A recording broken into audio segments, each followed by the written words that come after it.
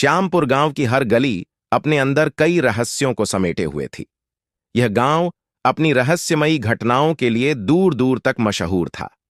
गांव के बुजुर्ग अक्सर रात की आग के पास बैठकर एक पुरानी दास्तान सुनाया करते थे।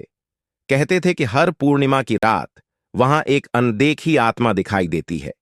इस आत्मा की कहानी से अर्जुन बेहद प्रभावित था। वह हमेशा सोचता कि क्या वाकई में यह सब सच हो सकता है। अर्जुन के मन में इस रहस्य की सच्चाई जानने की तीव्र इच्छा थी। उसने अपने दोस्तों से कहा, आओ इस बार हम इस आत्मा की सच्चाई का पता लगाएंगे।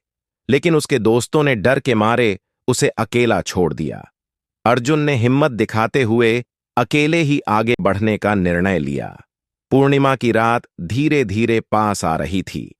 अर्जुन ने अपनी योजना बनानी शुरू कर दी और गांव के बाहर स्थित पुराने महल की ओर बढ़ चला। यह वही महल था जो हर कहानी का केंद्र था। रात का अंधेरा गहराते ही चांदनी पूरी चमक के साथ आकाश में फैल गई थी। अर्जुन के कदमों की आहट सुनाई दे रही थी, जैसे वह खुद किसी रहस्य का हिस्सा बन चुका हो। महल के पास पहुंचते ही उसे एक ठंडी हवा का झोंका महसूस हुआ, जिसने उसके रोंगटे खड़े कर दिए। उसने देखा कि महल की पुरानी सीढ़ी अंधेरे में गुम हो रही थी। अर्जुन ने हिम्मत जुटाकर सीढ़ियां चढ़नी शुरू कीं। वह मन ही मन उसी दास्तान को याद कर रहा था। अचानक उसे किसी के रोने की आवाज सुनाई दी। वह आवाज इतनी दर्द भरी थी कि अर्जुन का दिल कांप उठा। उसने आवाज की दिशा में बढ़ना शुरू किया। सामने एक कमरे में उसे एक साया दिखा। वह किसी महिला का था जो सफेद साड़ी में लिपटी हुई थी। अर्जुन ने हिम्मत करके पूछा, तुम कौन हो? यह वही क्षण था जब अर्जुन सच्चाई के बिल्कुल करीब था। वह साया धीरे धीरे उसकी ओर बढ़ा और एक ठंडी आवाज में कहा, मैं इस महल की रानी थी। मेरे साथ विश्वासघात किया गया और मुझे इस दुनिया से विदा कर दिया गया। लेकिन मेरी आत्मा को अब तक शांति नहीं मिली है। अर्जुन ने उसकी मदद करने का फैसला किया।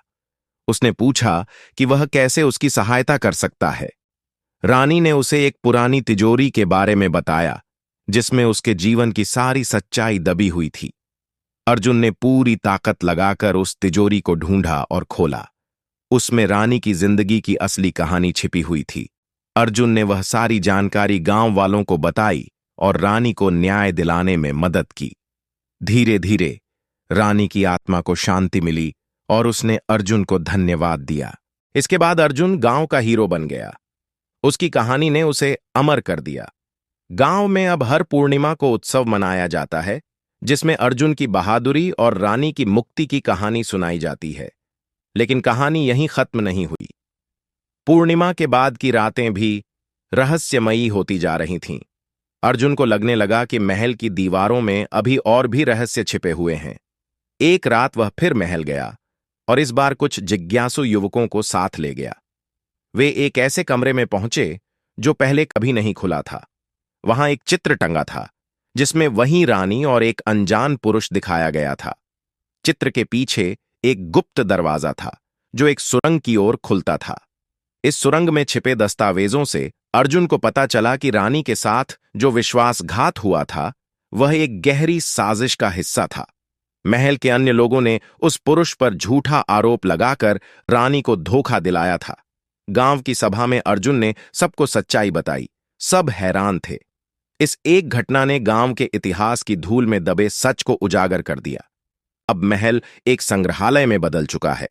लोग वहां आते हैं, रानी की कहानी सुनते हैं, अर्जुन की बहादुरी की मिसाल देते हैं और सीखते हैं कि सच्चाई और हिम्मत से किसी भी रहस्य को उजागर किया जा सकता है।